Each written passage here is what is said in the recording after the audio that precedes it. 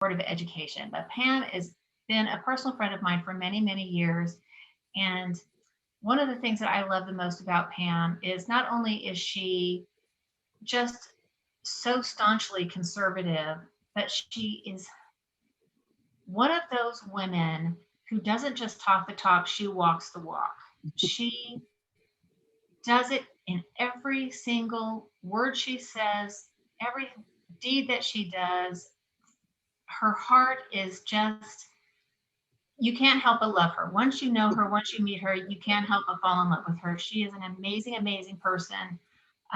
So generous of spirit. She is the kind of Republican that we all want to be, and absolutely the opposite, the antithesis of what the Democrats portray us as. And I am so, so proud to call Pam Little my friend. And she is absolutely an expert on everything in education because she's been doing it for the last 30 plus years. So I want to turn the floor over to her and let her tell you all about education in Texas and how important it is and how we do it here in Texas and make it right. Go ahead, Pam. Glenna, she said to keep the introduction short, so thank you very much for that sweet introduction. I hope I can live up to what you think I manifest myself to be.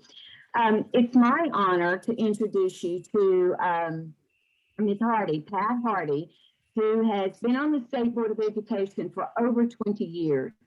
And in fact, we refer to her as the Dean of the State Board, because if there's something that we want to know, we go to Pat. She's definitely our go-to person.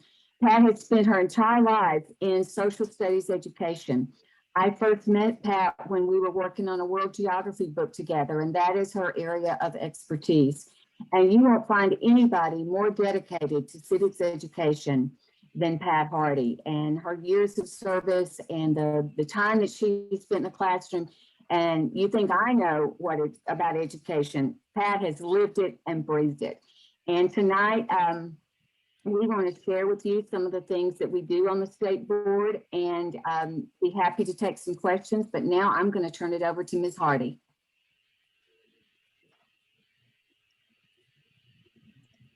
I'm going to stop my video so that you can hear me better. My computer gets weak when I have too many people on it. So can everybody hear me okay? Yes. Okay, good deal. When Pam said I do this much stuff, she was right. I know where all the bodies are buried, Texas Education Agency and all these different things that I've been involved with over the years. Even to the point I was talking to the chairman today, and I said, you know, there's some bills that have been passed out of the legislature that have never been brought to fruition. And he said, why? And I said, because I kept sweeping it under the rug. And so there's certain things that you have that you can do sometimes with years of experience, because they change and we stay the same. You know, if you stay the same, then you know what's there and they don't. So that's to my advantage. It is my pleasure to be here tonight to speak with you guys. I see familiar faces from my parent star group in the meeting, and I haven't seen them in a week, so hello.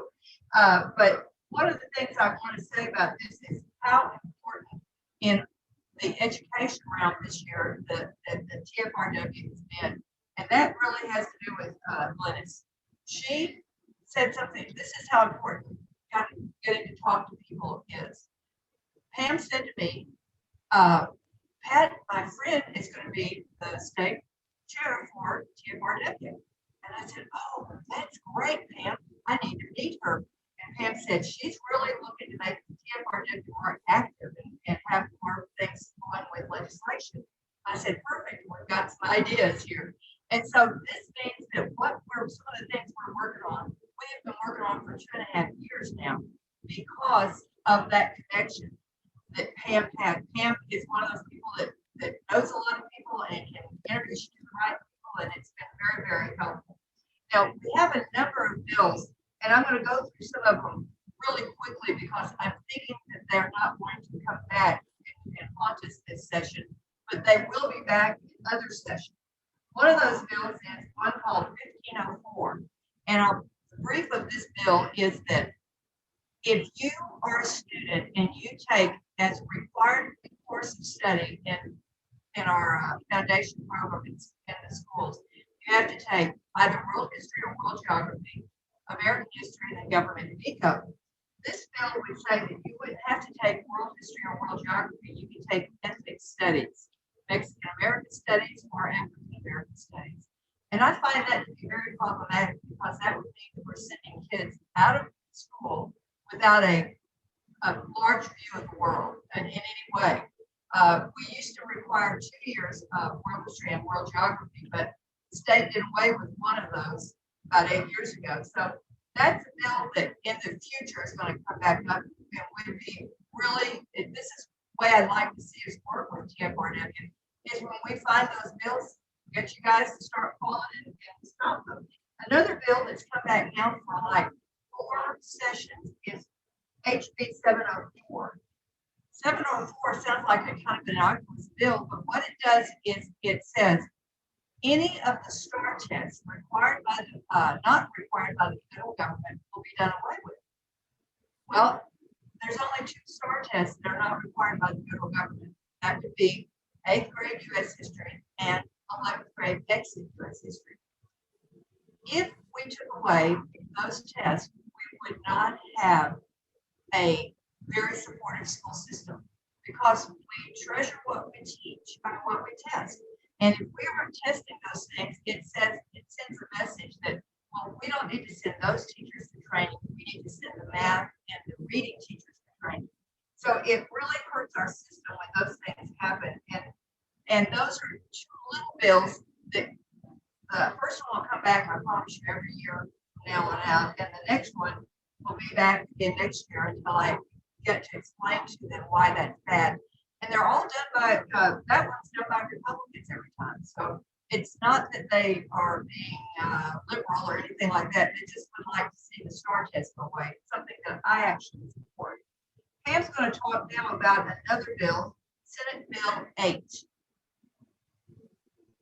Okay, thank you, Pat. Pat, I'm going to recap a little bit about what you said. You were sort of echoey. The first bill that you talked about was 1504, and it's a bill that we are concerned about because what we are afraid that may happen with this bill is that it would allow our students to take African American studies, Mexican American studies, Asian American studies, and Native American studies in lieu of U.S. history. And it's very important to put our students in U.S. history. And then the other bill she talked about was 734. And this is, it's just sort of ironic because here we are working to beef up our civics instruction. And this is a bill that would eliminate the STAR test at the 8th grade, which is a U.S. history course, and also eliminate the U.S. history test at high school. And, you know, there's a lot of things that are wrong with STAR test, but if we do not test what we teach, it won't get taught. And an example that I'm going to give you is in the 8th grade social studies. I mean, so many people come up to me and they say, well, you need to teach more civics education. You need to teach more about the Constitution. You look at our standards and they are very, very strong. So I pulled the 8th grade social studies STAR test to see what are we testing. And of the 44 questions, there was only 1 question that dealt with the Constitution, that dealt with the founding fathers. So there were several questions that dealt with the geography, the cultural strand, the society strand. So I think that just goes to prove that what we test is what we teach. And when teachers pull that release test and they say, well, there's not much on here about the Constitution, about the founding fathers, so it gets a lick and a promise and move on to something else. So I think that's a good example of why we should not eliminate this test. And in fact, we need to beef this test up in the area of questions on the founding fathers, on the Constitution, and those kinds of things. The bill that I wanted to talk to you about is Senate Bill 28. And if you may or may not know, the state board has a veto on charter schools. And while I firmly believe in charter schools, is that gives us choice, school choice, which I think is extremely important. The legislature is looking to take our veto away from the state board and give it to the commissioner. And ladies, what this means is that you do not have an elected body overseeing the approval of the charter schools. So we are very much against taking our total veto away. We have been negotiating with the legislature, with the Senate. And some of the reasons that we have vetoed a charter school is, one, because it was going to teach the Common Core curriculum. It was very apparent that they had to teach it because they had gotten grant money from Race to the Top. So if you got the grant money, I think they had gotten $30 million. And if they had gotten that grant money, they meant that they had to teach Common Core. And whether you agree or not with Common Core, it is illegal in this state. So if they were going to operate in this state, they were either lying to the State Board of Education or they were misrepresenting themselves to the federal government. So those are instances when we feel that it's necessary to veto a charter school. There's also been, I know several of you got involved in this. There were some charter schools that we felt like might have subliminal Muslim influence.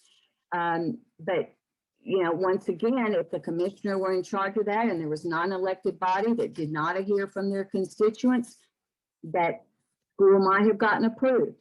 So we have always had legitimate reasons to not approve it.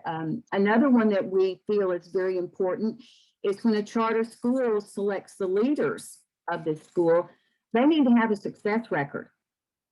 And we're looking at a charter school that has applied right now that their superintendent that they are choosing has not had a very good success record. In fact, the schools where he has gone have actually ended up going lower than before he got there. So we have a concern about that one. So what we're doing is we have been, like I said, negotiating with the Senate. We want to maintain that, one, that they teach a Texas curriculum, because a lot of these charter schools are big charter school companies that are coming from out of state. We've had them come in from New York, from California, and we've got to be sure that they are going to teach the Texas curriculum. And that doesn't mean that they just align to the TEKS. Anybody can do a correlation to the TEKS. They need to actually teach that instruction. I think it's also important that they use instructional materials that have been approved by the State Board of Education and not materials that they bring in from California or New York.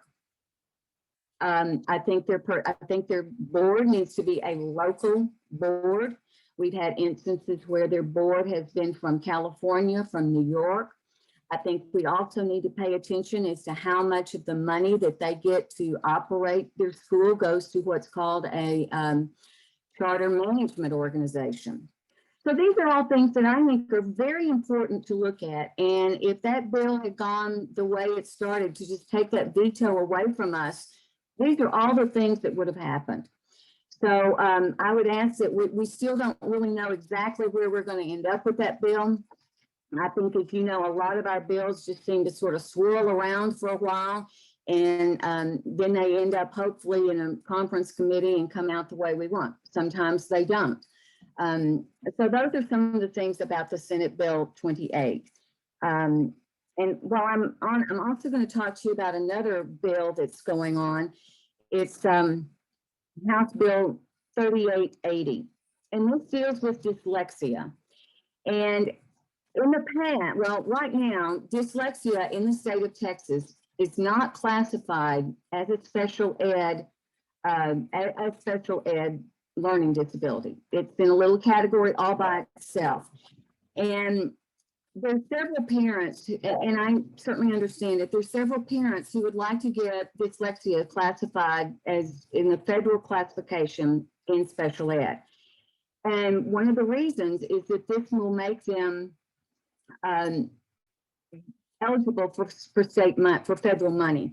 And that's one of the problems that we've been having is the dyslexia kids right now are classified as what we call a 504. But what happens is they don't get near the testing. It's just a simple screen, not a test. So we are hoping that, and the parents pushed this bill through, and to their credit, they've done a great job. They've been actively involved. But we really don't need a bill to do this. The State Board of Education can do this with our dyslexia handbook. So what I'm hoping is that while I'm not against the parents for wanting to do this, but if those bills don't get passed, the state board will step up and make that change and do that with our dyslexia handbook. And I was really disappointed to hear that a lot of school districts really felt like they didn't have to follow this dyslexia handbook, that they didn't have to do anything any different. But we seem to have a problem in this state with doing what we're supposed to do with special ed, which is a very important part of our student population. And that's actually another thing that to bring up with the charter schools. We want to be sure that they will service our special ed population the same way our ISDs do. So Pat, I'm going to turn it back to you now. Give me 1 second. I'm going to unmute her.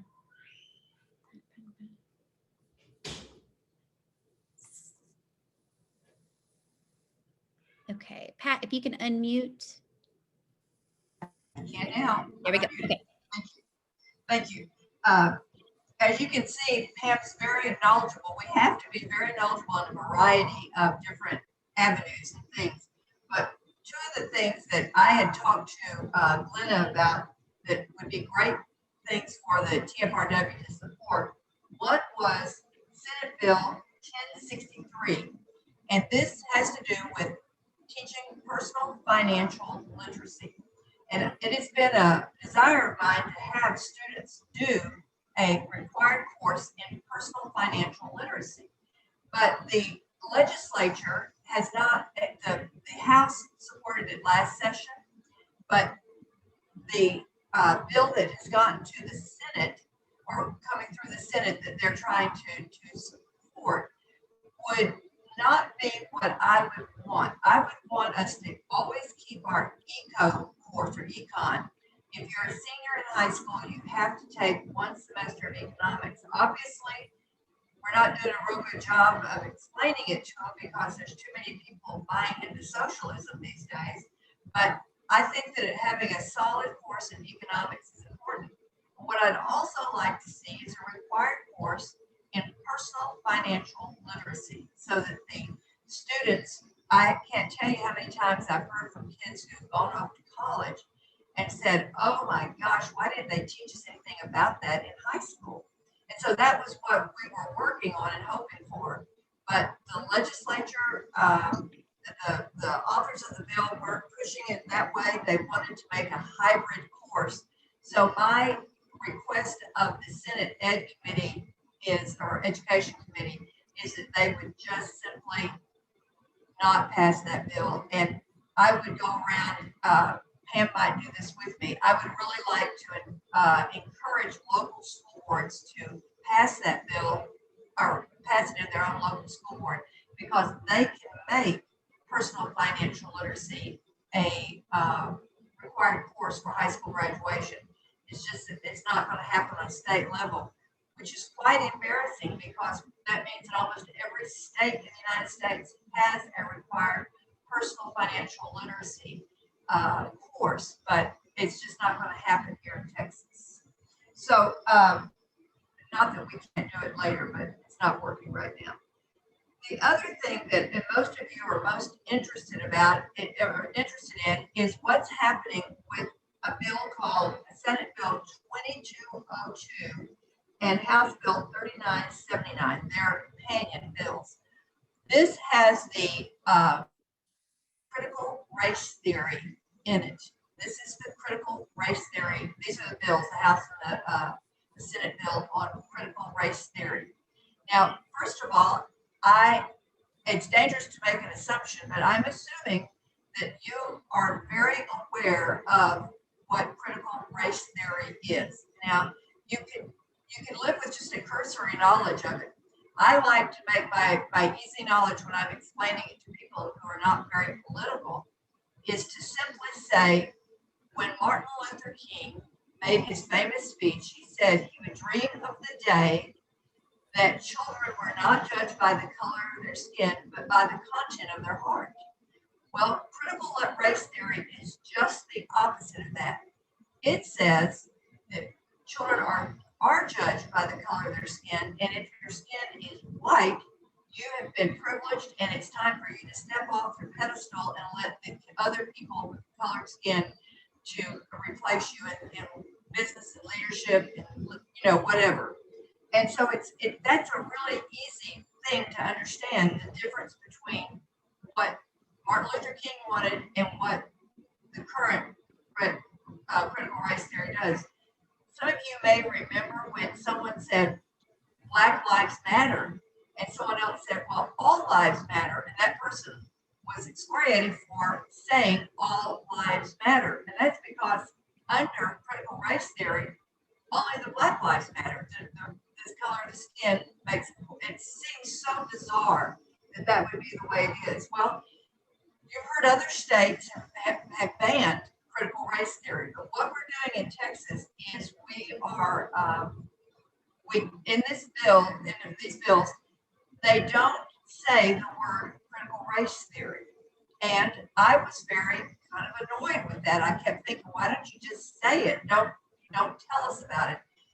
But look at it this way. If they just said it, someone could say, well, that's really not critical race theory. What I'm doing is not critical race theory. And so they can fluff it off that way and change the word and to say something else and do the same thing. So what this particular bill has is a list of things that fall under critical race theory, that you cannot do these things in your school. And it even brings up the 1619 project, because that is an extension of critical race theory. And it says that you cannot teach the 1619 project. Now that helps Pam and me a great deal, because we're going to be working on the social studies standards. And when we start working on those, if we have that in statute, it makes it a lot easier to turn around and say, we're not going there. No, it's not even debatable, because it would be against the law. The rest of that bill is dealing with a civics attitude. We in the state of Texas have been remiss in teaching students about civics. Just like Pam was talking about the 8th grade test failing to recognize our founding fathers, and that's what a great part of that course is, and yet that's on the back burner to something like climate change or something like that they might come across in the course of study. So, but what we really need to do is look at K-5 social studies. It is virtually not taught in the schools. And you might say, why is it not taught? That was my favorite subject when I was in grade school. Well, because it's not tested. Since it's not tested, principals tell their teachers, if you must teach social studies, do it on Friday afternoon at 2:30. And that gives you an idea of how much social studies gets taught. Now, when you call people out on that, they claim that that's not true. But you ask the teachers and you will find the truth out about that. So we wanted this bill. We really didn't want the critical race theory and civics meshed together, but people who are powerful than Glennis and I were not were able to get that to happen, and it gummed it up really poorly. And so we have been working for, I would say, about 2 weeks diligently trying to get different versions of this bill to come out. And if some of you watched the House meeting on last Tuesday night, it was a horrible position for the Republicans to be in, because the author of the bill wasn't really knowledgeable about his bill like he should have been. And he was literally bullied by the Democrats, and that bill was altered horribly. I mean, it was all kinds of things that were in there. And if you see a version of HB 3979, you think, surely this isn't what they came up with. It is what happened when the Democrats took charge at that meeting, because the author of the bill couldn't defend his bill, which was strange, since he prepared apparently, but he didn't do a Hardee's classroom preparation on him, right? He would have gotten a bad grade if he'd been my student. But anyway, we are in the process of trying to clean that up. Is it Hillary that's, or Erica, that's going to show us the portion of that bill that is critical race theory? Can you put that on the screen for everybody? Yes. Okay. This here. Okay. Can you give me a thumbs up if you see that? I can see it. Good. I can Okay. see it. Okay. This is what it is. The first thing it says, for any K through 12 social studies course in the required curriculum. Well, actually, this was a catch just yesterday or today. I can't remember. It's all running together. It's not supposed to be just social studies. We need to say critical race theory cannot be taught in any course, whether it is a foundation course or an elective course. So I alerted the governor, lieutenant governor's office, and I think that they've gotten that changed. But that was a really good catch, not by me, but by someone I was talking to. And then I panicked and went back and looked and saw that would be so a teacher in an English class can do it and say, well, this law doesn't apply to them. That's how careful you have to be in any of these things, because they can take one word and change the whole meaning. First thing says a teacher may not be compelled to discuss a particular current event or widely debated and currently controversial issue of public policy or social affairs.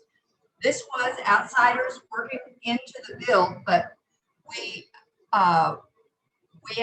asked me if there's ever a time when a teacher should not be compelled to discuss certain things, and I said certainly. There's age appropriateness. There are things that are sensitive. Current event thing might be abortion or something like that that's not appropriate for your class or for the age group. So oftentimes there are things that they should not be compelled to discuss. Next, a teacher who chooses to discuss a topic described in subdivision 1 shall, to the best of the teacher's ability, strive to explore the topic from a diverse and contending perspectives without deference to any one perspective. So if you're going to do current events, it has to be a two-sided thing. You can't just give one point of view, in which I know for a fact that is a major problem in schools right now, is giving the one point of view and telling the kids this is the way it is. A school district or a charter school or a teacher may not make a part of the course or award a grade or credit or extra credit for the students' political activism. Let's see if I can get mine to move down. Political activism, lobbying, or efforts to persuade members of the legislature or executive branch to take specific actions or direct communication. This is, I know this is hard to believe, but in many states, children were given extra credit. I think even in Dallas ISD, they were given extra credit to go out in March. And so this seems sort of foreign to us, but this is very important, that you don't want political activism. On the other hand, when you're talking about a civics bill, you want kids to learn civics not just by reading documents. You want them to learn by action. And that could be a mock trial, or that could be learning to do work in election, a local election, that sort of thing. And it's very hard to separate. You got to be careful, but you got to separate the two different ways of looking at activism. We do not want activism. We want experiential learning. Okay. Participation in an internship, partnership, or similar activity involving social and public policy advocacy that involves partisan activism or relates to issues outlined. Nothing above this section would be interpreted to prevent students from receiving classroom or extra credit for doing such things as non-advocacy community things. So we do know that one of the ideas behind the civics bill is to create a sense of community among our children. That is one of the things that's very much lacking in the schools and in our communities. So you want them to be able to understand we're all a part of the community and we make different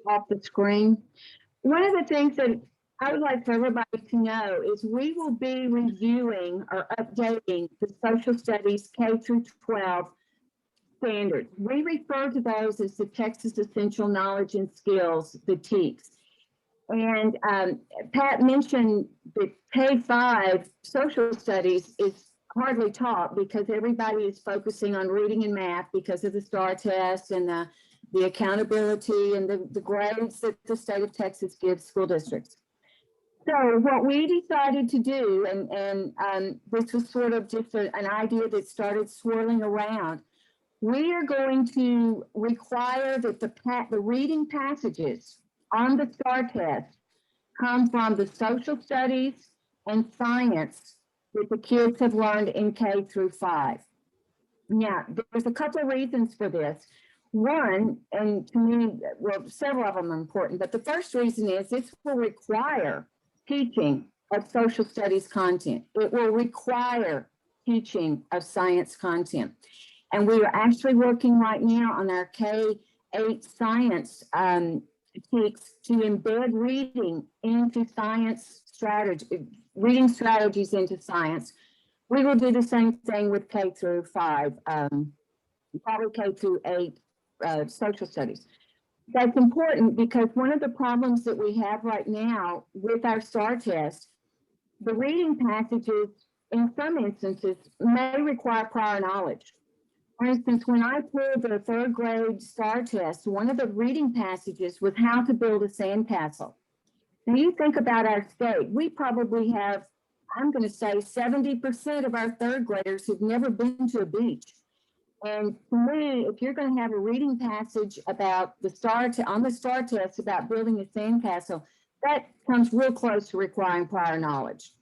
So I'm really excited that we're doing this. I think it's going to make it a more even playing field for our students. The other thing that I want to explain to you, and this is the reason that you need a very conservative state board member, is how this process works. As we start to reevaluate these, update them, review them, we go through several steps. First of all, we look at legislation, and I would have literally loved it if the legislature would come back and give us some specific guidance, like no critical race theory, no 1619 project. That makes it a lot easier for us because what will happen is as we start to review these, our Democrat friends will start to offer amendments. So it's real important that Pat and I and all the Republican board members, that we know a lot about these things. We need to know a lot about the state board we need to know a lot about critical race theory. We need to know about the 1619 project. There are 9 Republicans on the state board and 6 Democrats. So, you know, it's right now we're in a good spot. I don't see any problem. And in fact, when we went through the health revision, and you'll be happy to know that comprehensive sex education is not a part of our health TEKS. And if some of you may have tuned in and heard some things that you thought was the state board discussion, that was public testimony that we were listening to.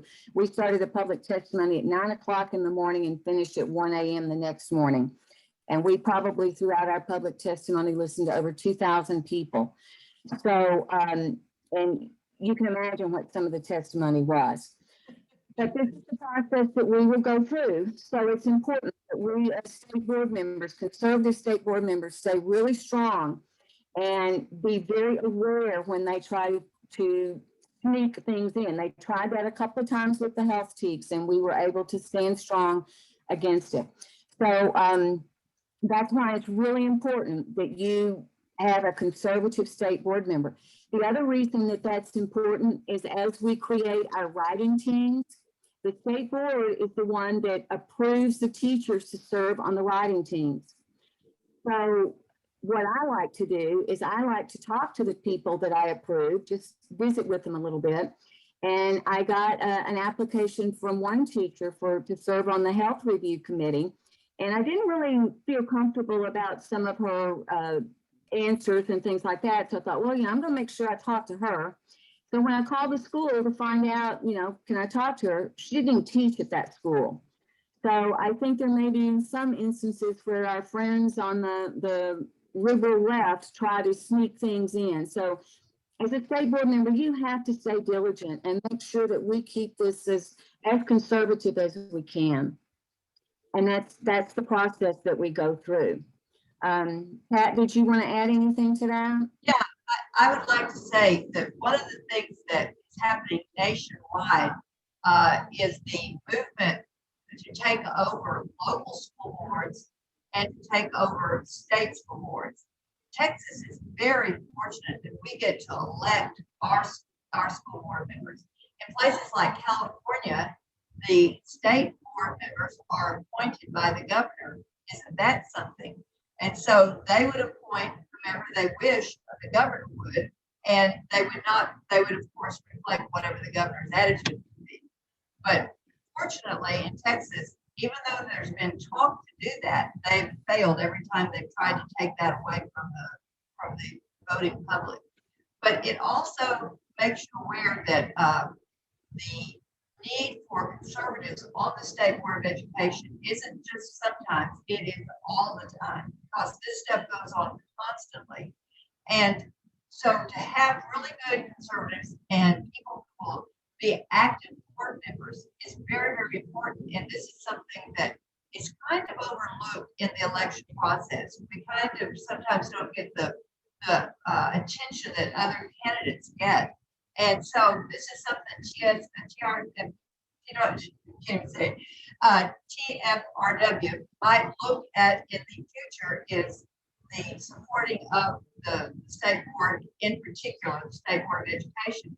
But it's also important for you to look at your local school board.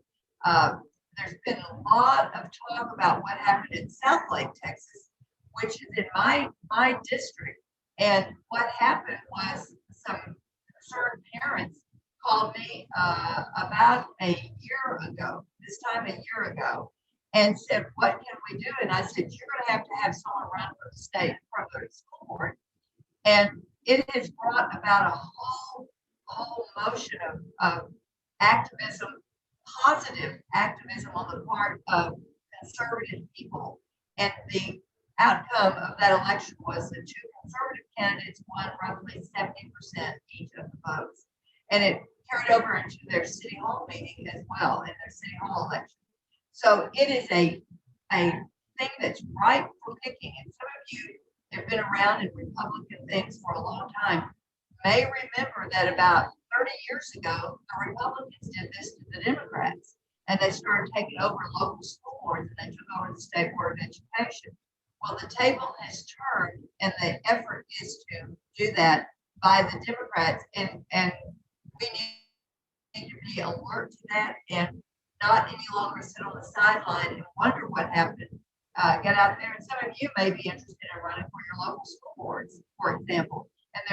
And Pam and I would be glad to work with anyone wishing to do that and kind of get them connected to the other people that could help them in that effort. But that is very, very important that we maintain control of the State Board of Education as well as the local school boards.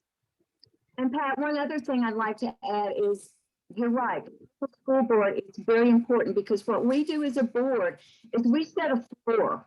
We set minimum standards, but that does not mean that any school district can come back and add on top of that. And that's why you've really got to stay diligent with your local school board. Another issue that we're going to have as we move forward, we'll be looking at the instructional materials for health. You know, we don't call them textbooks anymore. We call them instructional materials, because a lot of it is delivered electronically. And teachers use instructional materials differently from when we were in school, or at least when I was in school. My social studies teacher opened the book on page 1, and in May 31st, we finished on page 495.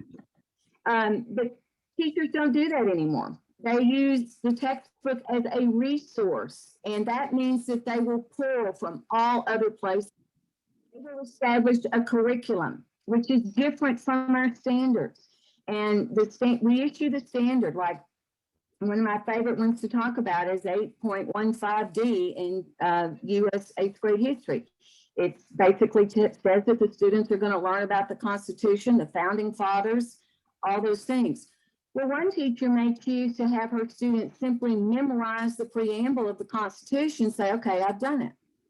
Another teacher may choose to break that very long, complicated sentence into 3 different phrases and analyze it.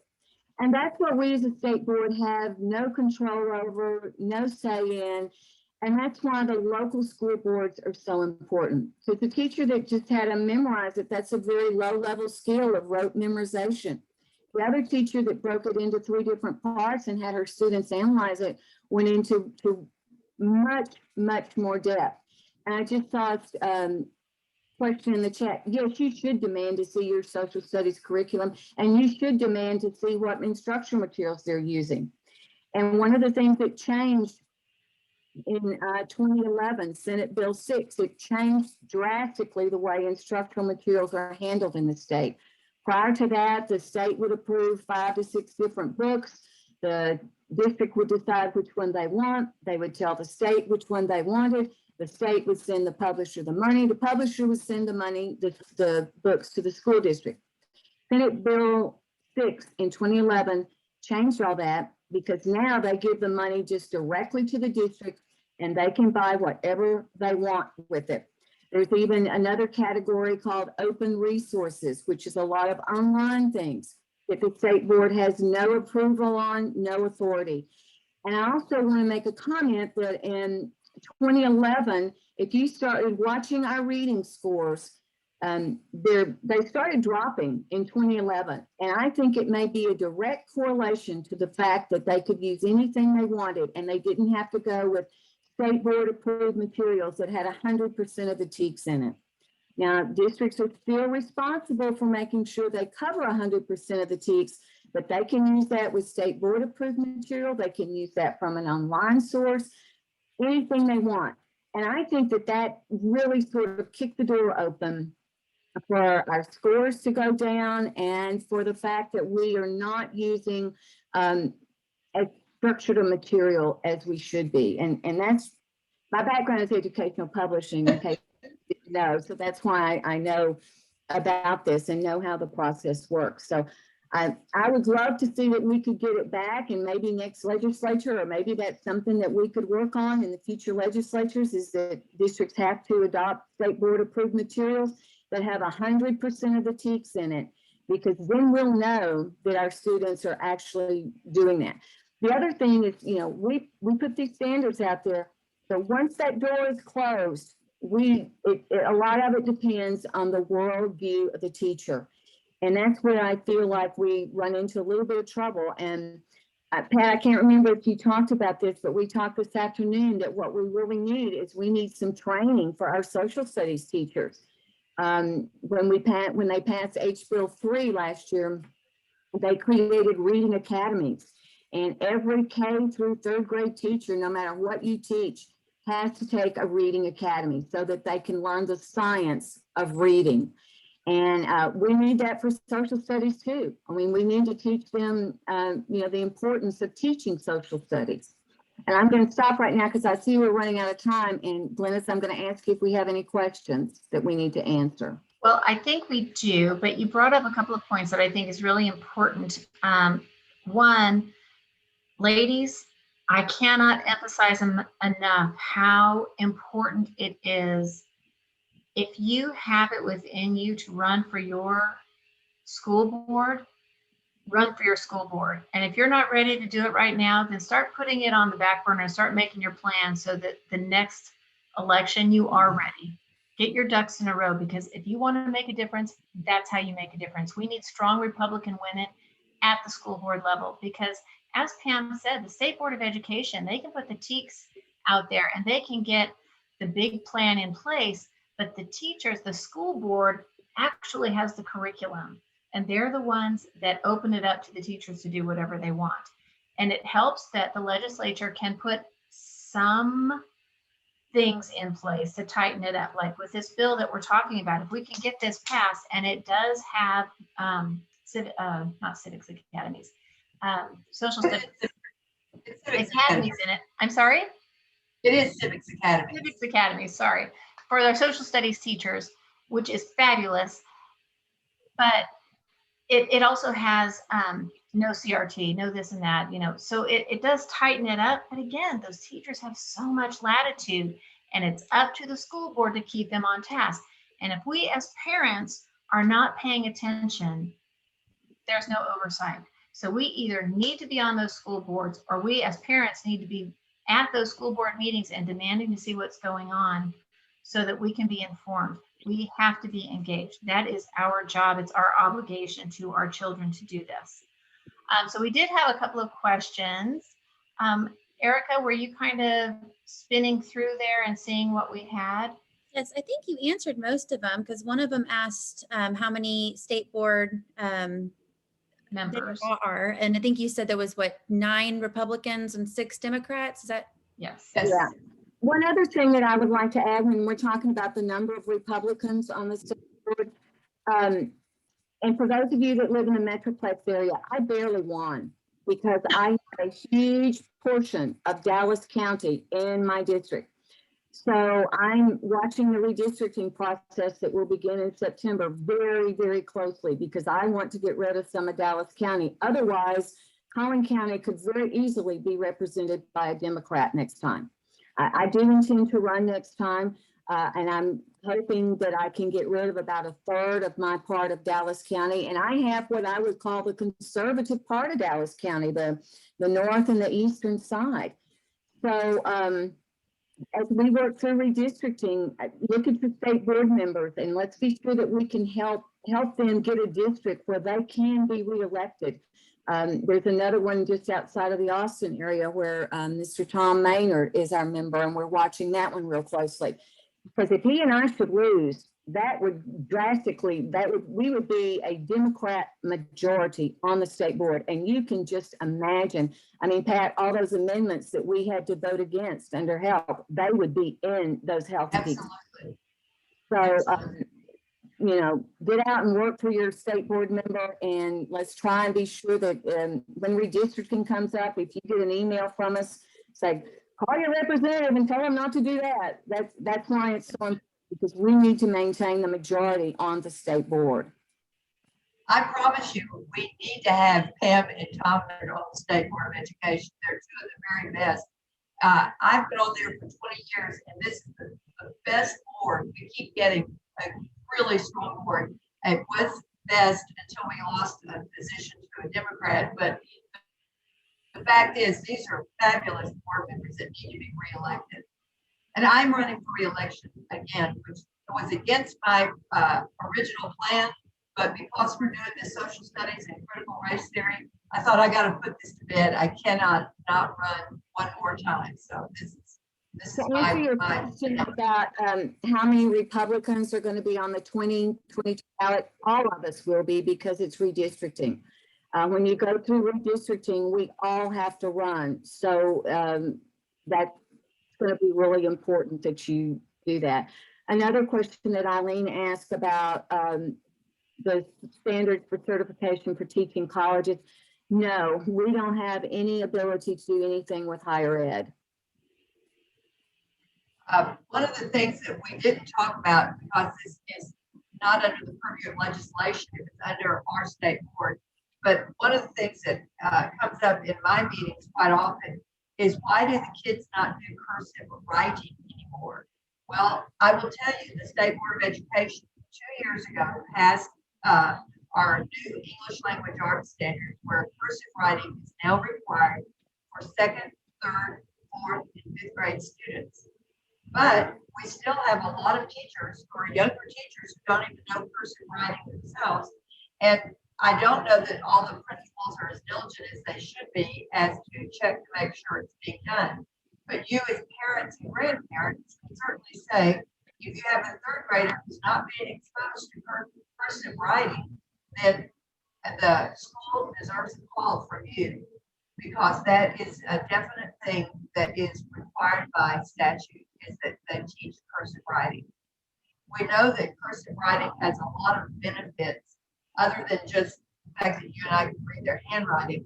It has a lot of psychological hand-eye coordination. We learned that it was a big mistake to reduce the importance of cursive writing. So that's another thing that I feel very good about, because it took me about 4 or 5 years to get that done. It was not an easy task, but there are a lot of things that you can share with us that you would like to see done or done differently. I've got a lot of phone calls, and I'm sure Pam does, about the vulgarities in our English language arts books.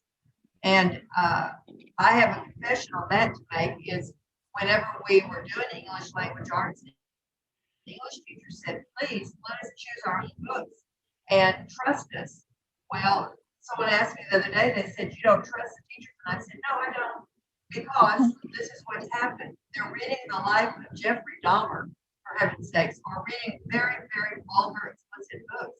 And the commissioner and the board would like to work very much on producing a suggested reading list, so we could cease and desist the vulgar, horrible reading material that are. And I sound like some sort of the PTA lady, like, we need to get rid of these bad books. But when you start telling me that To Kill a Mockingbird is not appropriate and these other things are appropriate, it's time for someone to stand up and say, no, we've got to get this reversed. So that's another thing that we'll be working on. I don't know if I told Pam about that before now.